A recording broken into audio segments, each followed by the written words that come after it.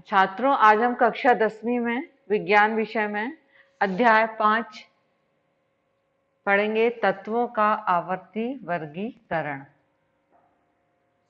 तो ये आवर्ती वर्गीकरण क्या है? आपको मालूम है कि बहुत सारे तत्व होते हैं प्रकृति में,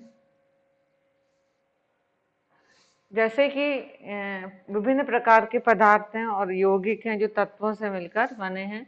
तो हम देखते हैं कि ये तत्व पड़े हुए हैं, इनको व्यवस्थित करना है। करीब अभी तक वर्तमान में 18, तो जो 100 प्रकृति में लगभग वर्तमान में 118 तत्व हैं। और कुछ तत्व ऐसे हैं जैसे कि 94 तत्व ये प्राकृतिक अवस्था में पाए जाते हैं, और कुछ ऐसे हैं कि जो कृत्रिम रूप से बनाए जाते हैं। तो हम देखते हैं कि ये 118 तत्व हैं। हमें इन तत्वों के बारे में अध्ययन करना है। तो हम यदि 118 तत्व के बारे में अलग अलग अध्ययन करेंगे तो मुश्किल होगा। तो हम इनको कुछ ग्रुप में बांट देते हैं। जिन तत्वों के गुण मिलते जुलते हैं, रासायनिक गुण, भौतिक गुण, उनको हम एक क्रम में जमा देते हैं। तो अव्यवस्थित को व्यवस्थित करना, तो इसके लिए कई वैज्ञानिकों ने क्या किए, प्रयास किए। जैसे कि आप एक किराने की दुकान में जाते हैं तो देखते हैं कि सारा सामान, जैसे साबुन है, तेल है विभिन्न प्रकार के, वो सब व्यवस्थित जमे हुए रहते हैं। ऐसा नहीं है कि साबुन के लिए उसको 4 प्रकार के साबुन है तो अलग अलग ढूंढना पड़े। तो जैसे वह व्यवस्थित करता है वैसे ही हम यहाँ तत्वों को उनके भौतिक गुणधर्म के आधार पर व्यवस्थित कर सकते हैं। तो सबसे पहले डोबो राइनर वैज्ञानिक ने तत्वों को व्यवस्थित करने के लिए एक नियम बनाया। उसने तत्वों के 3 समूह लिए। कुछ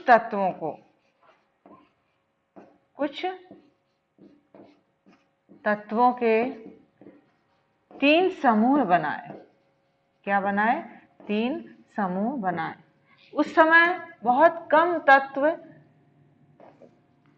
उसने बनाए। तो देखा उसने क्या किया कि 3 समूह बनाए, और उसने देखा कि जैसे मान लो एक तत्व है 1, 2, 3, तो जो बीच वाले तत्व का परमाणु द्रव्यमान है वो दोनों तत्वों के 1 और 3 का औसत होगा। उसने एक नियम बनाया कि जब उसने तत्वों को उनके आरोही क्रम में, परमाणु द्रव्यमान मतलब बढ़ते हुए क्रम, मतलब आरोही क्रम में 3 समूह बनाए, तो उसे अपन बोलते हैं त्रिक का नियम। और उसने देखा कि जो बीच के तत्व का परमाणु द्रव्यमान है, तो शेष 2 तत्व, ये 1 नंबर और 3 नंबर, इनका परमाणु द्रव्यमान का औसत होता है इसका परमाणु द्रव्यमान। ये नियम उसने बताया। इस प्रकार इसे हम बोलते हैं त्रिक का नियम। अब हम देखते हैं कि उसने कौन कौन से 3 वो लिए। तो जैसे आप देखेंगे उदाहरण, उसने लिया लिथियम, सोडियम और पोटेशियम। उसने देखा कि लिथियम का जो परमाणु भार है 6.9, सोडियम का है 23.0, और जो पोटेशियम का था वो 39.0। तो इसका और इसका औसत, इन दोनों का क्या निकाला, औसत निकाला, और उसने देखा कि ये औसत आता है। तो ये सोडियम का परमाणु द्रव्यमान। इस प्रकार उसने तत्वों को 3 समूह में बांटा। इस प्रकार उसने एक दूसरा वो भी लिया, ग्रुप लिया, कैल्शियम एक धातु है, स्ट्रोंशियम और बेरियम। तो एक 3 का ये समूह बना, दूसरा समूह बना। इस प्रकार उसने क्लोरीन, ब्रोमीन और आयोडीन। लेकिन ये जो त्रिक का नियम है ये सारे तत्वों के ऊपर लागू नहीं हुआ, कैल्शियम तक ही लागू हुआ, और उस समय बहुत कम तत्व ज्ञात थे, 56। और ये जो त्रिक वाला जो नियम था, उसने जो त्रिक का ये समूह बनाया, तो इस प्रकार ये त्रिक समूह बनाए। लेकिन ये वाला जो डोबरेनेकर का जो त्रिक नियम था ये भारी तत्वों पर लागू नहीं हुआ। उस समय केवल ज्यादा नहीं 56 तत्व ज्ञात थे, तो उसने सोचा कि इतने ही तत्व रहेंगे, इसके बाद तत्व नहीं रहेंगे। तो इस प्रकार ये नियम सभी तत्वों पर लागू न होने के कारण ये क्या हो गया, असफल हो गया ये वाला। उसके बाद और भी किया न्यूलैंड का अष्टक नियम। न्यूलैंड नामक वैज्ञानिक ने प्रयास किया और तत्वों को ऐसे 8 समूहों में क्या किया, व्यवस्थित किया। जैसे कि संगीत के 8 स्वर होते हैं और उसके बाद जो ये आपने सुने होंगे धा नी सा, सा जो आता है 8वां, वो फिर से पहले वाला जो सा है उससे मिलता है।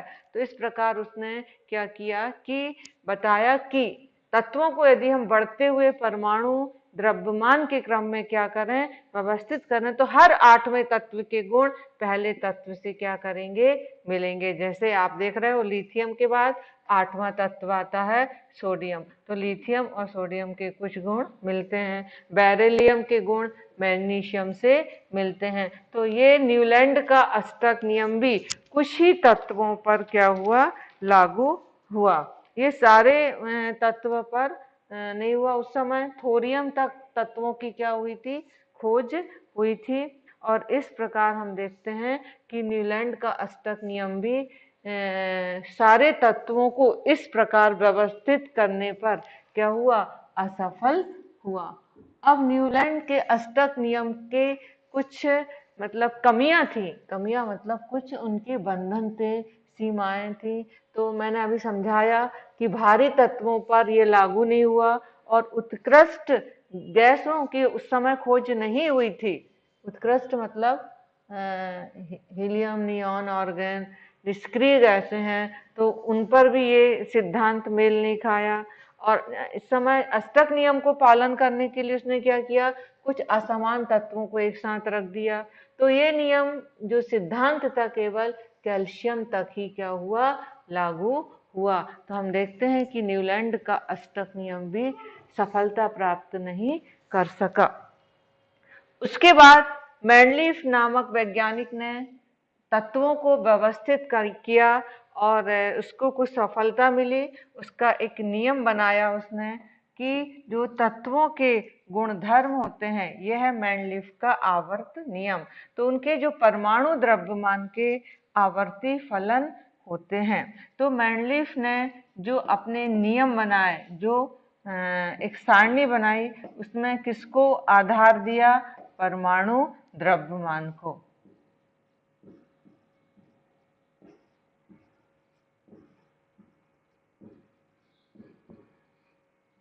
परमाणु द्रव्यमान को आधारित करके, आधार बना के उसने ये नियम किया और उसने एक सारणी बनाई जिसे हम मैंडलीफ की आवर्त सारणी कहते हैं। मैंडलीफ की आवर्त सारणी में तत्वों को उनके बढ़ते हुए परमाणु द्रव्यमान के क्रम में रखा। उसने आवर्त सारणी में इस प्रकार 9 वर्ग बनाए। कितने वर्ग बनाए, 9। आप देख सकते हो 9वां वर्ग छोड़ दिया था। ये देखिए 1 2 3 4 5 6 7 8 और उसने एक 9वां जो वर्ग था, 9वां जो वर्ग था उसने खाली छोड़ दिया था। उसने भविष्यवाणी की थी कि कुछ तत्वों की खोज बाद में होगी और कुछ तत्व वास्तव में उसकी भविष्यवाणी के अनुसार सही निकले।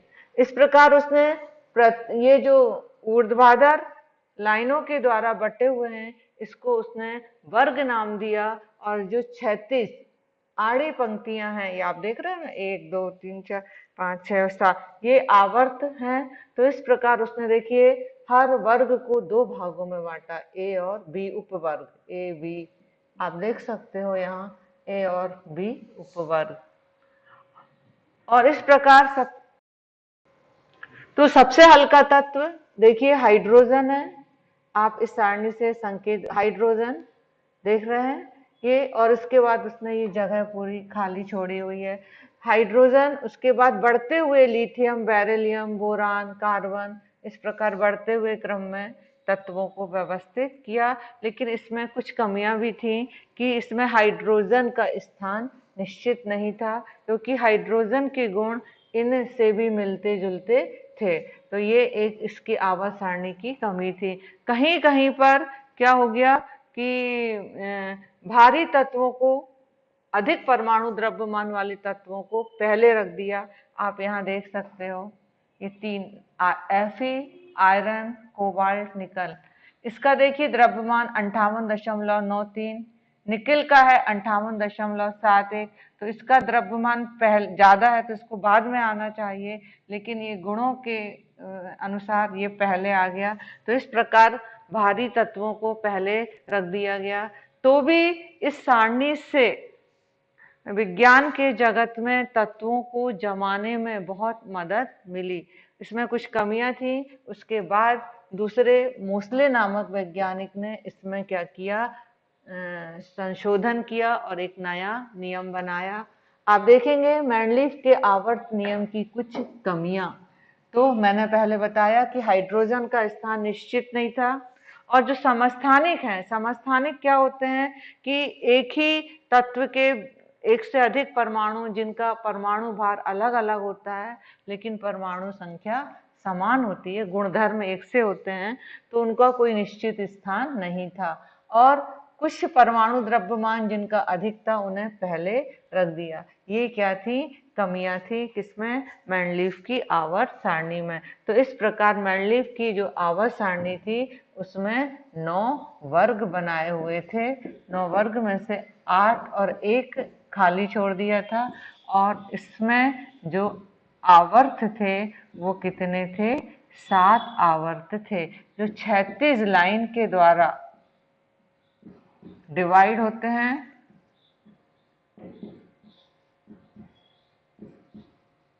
इनको आवर्त कहते हैं। और जो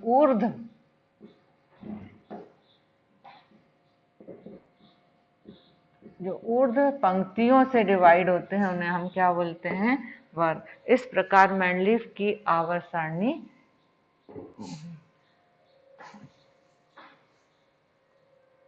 अब इसमें महत्वपूर्ण प्रश्न है कि न्यूलैंड का अष्टक नियम, अभी मैंने आपको बताया कि न्यूलैंड ने बढ़ते हुए परमाणु द्रव्यमान के आधार पर तत्वों को 8 का ग्रुप बनाया और हर 8वें तत्व का गुण पहले तत्व से मिलता था। और मैंडलीफ की आवर्त सारणी के बारे में आपको बताना है, कितने वर्ग हैं, कितने आवर्त हैं और किस प्रकार उसमें कमियां थी, और मैंडलीफ का क्या बताना है नियम। धन्यवाद।